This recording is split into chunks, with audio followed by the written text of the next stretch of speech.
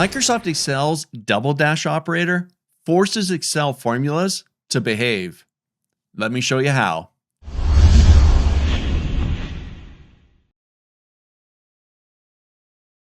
We're going to take a look at 4 examples of utilizing the double dash operator inside of Microsoft Excel.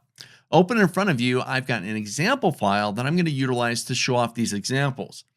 This file is called Excel --01, and you can find a link to download this file in the video description just right down below. Look for the OfficeNewb.com blog link, and you'll find a link there to download this file so you can open it up and follow along with me. Now, as you're down there downloading the file, if you enjoyed the video, you learned something new, make sure you hit that like button, a thumbs up. I appreciate that. And if you haven't already, make sure you subscribe to the channel so you get updates about new content that we add about Microsoft Excel and other Office applications. All right, let's jump in and take a look. Now, the first example that we're going to take a look at here is on the task worksheet. Now, it's going to be a really simple one, just kind of introductory into what the double dash operator does for us. So here I got a simple table, task names, and whether or not they've been completed. Now, ultimately, I want to find out the number of completed items. Well, currently, yes and no, they're text values. So I can't really do anything mathematically with those values. For example, I want to sum up and know how many of those are yeses. Well, I can't do that. If I jump into E2 and I say equals sum, and I go grab this column, B6, or excuse me, B2 to B6, hit my enter key, well, I got back a 0, right? They're text values. Well, in steps the double dash operator. It will allow us to take a text value and convert it into a numeric value based off of logic. Take a look. I'm going to jump into the C column, and here I'm going to try to get a sum of the yeses, if it's equal to yes. So I'm going to say equals, I'm going to grab this range, and I want to know if it's equal to yes. Okay. That's it. Grab the range, give it the logic, equal to yes. I'll hit my enter key. All right, I've got back some true and false values, or a binary value, true and false. Okay. And that's great, but that's still pretty similar to just yes and no. It's just true and false now. I still can't sum that up. So I'm going to jump back into my E column, and let's bring in the double dash. I'm going to say equals sum, open my parentheses for the sum function. Then I'm going to open up another pair of parentheses. I'm going to go back to the B2 to B6 column. I want to know if that's equal to yes. I'll close the parentheses for that logic. I'm going to close the parentheses for the sum. Now, if I hit my enter key right now, I'm going to get back 0 because once again, they're text values. Well, if I go between the two opening parentheses, right after the opening parentheses for sum, and I bring in the dash dash or the double dash operator, this is then going to take those values, B6, B2 to B6, check to see if they're equal to yes, return those true false, but then the dash dash is going to convert those true and false to ones and zeros. I'll hit my enter key, and I've got my 3. So because that double dash converted the true false values into numeric values, ones and zeros, that's something I can sum up. This is the double dash. So now that we've got a basic understanding of what the double dash operator does and how you work with it, let's take it a step further. So here I've got the invoices worksheet, just second one in the workbook, and I've got a simple table, invoice numbers and some text. Hey, in this case, it's representing the product and the units for each of those invoices.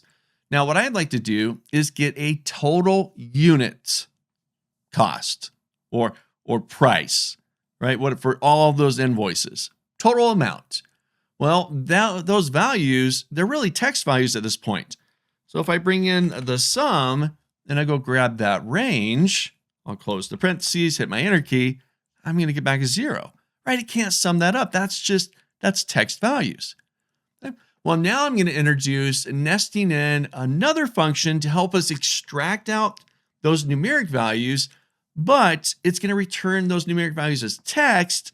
So then we bring in the double dash to really force it to become a numeric value.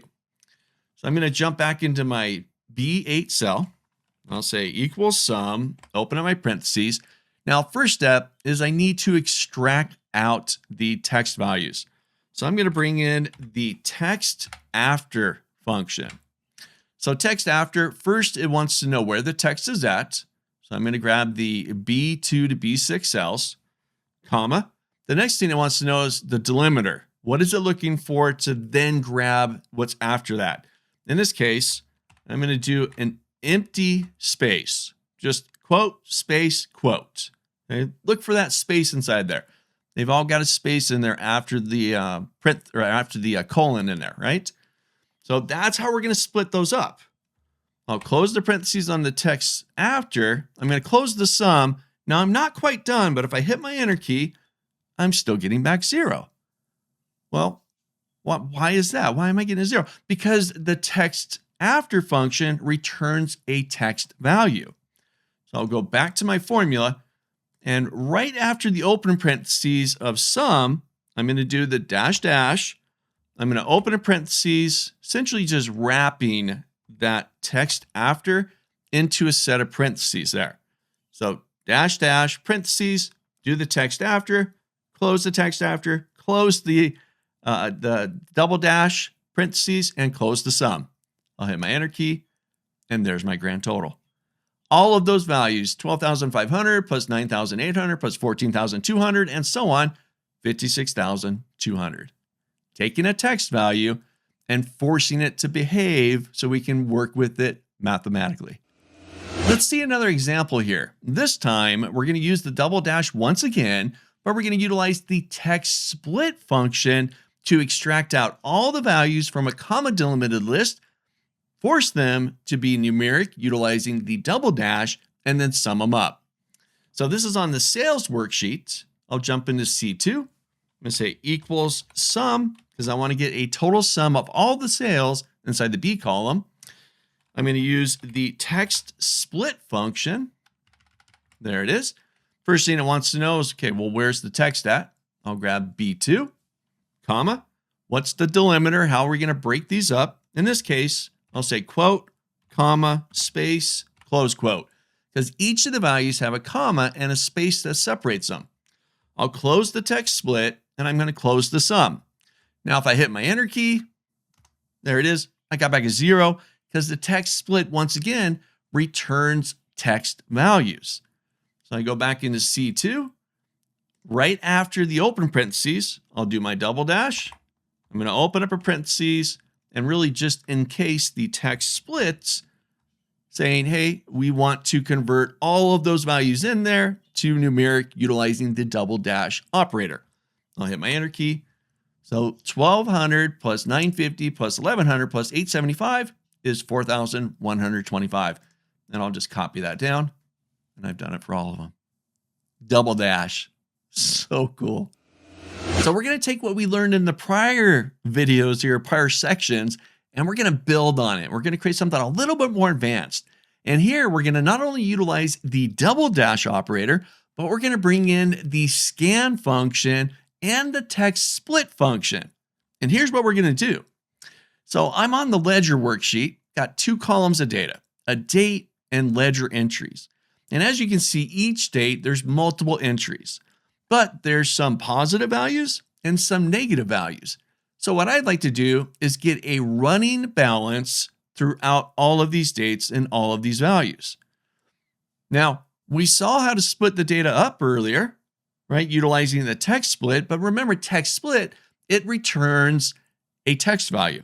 So then we got to use the double dash operator to make sure that those are behaving properly and we can actually mathematically approach those values.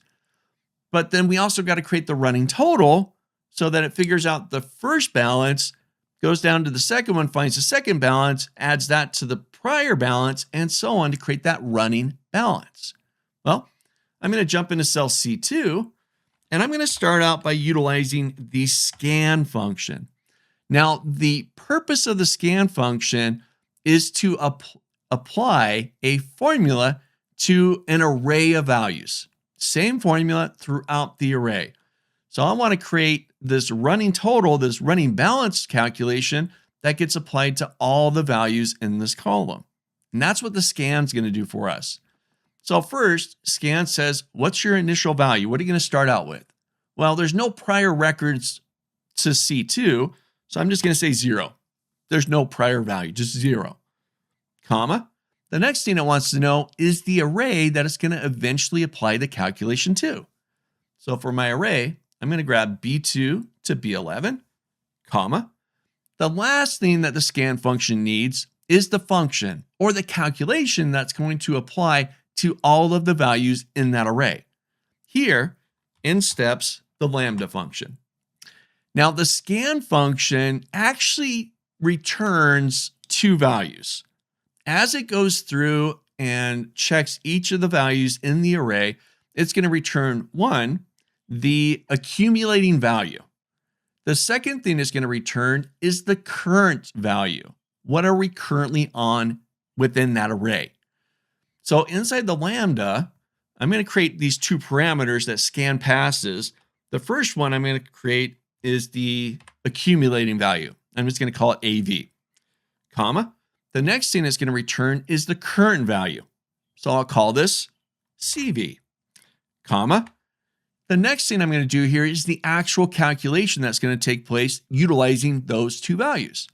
So ultimately, I want to sum, but my sum is going to have to split those values up and make them numeric.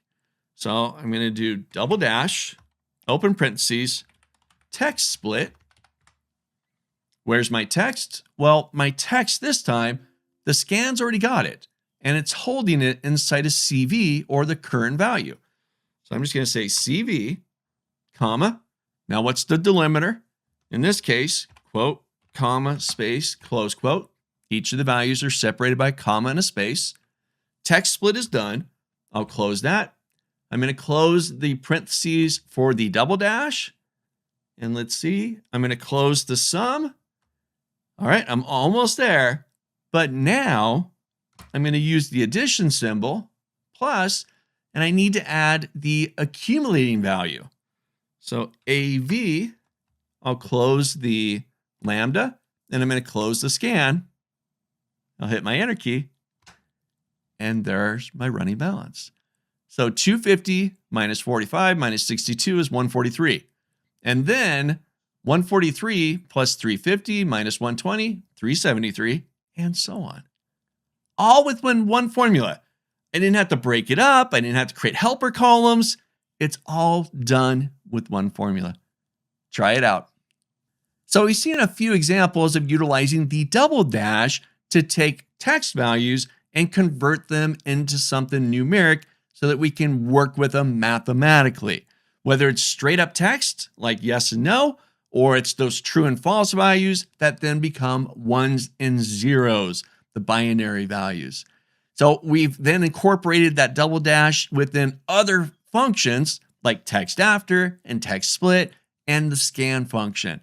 Make sure you've tried each of these out. You've gone down, downloaded the exercise file that's provided, open it up, and follow along with me in the video. If you enjoyed the video, you learned something new, I appreciate that. I'm glad I'm able to help out, but make sure you hit that thumbs up, the like button, and if you haven't already, make sure you hit the subscribe button so you get updates about new videos that we add to this channel each week on Microsoft Excel and other Office applications. I'll see you in the next video.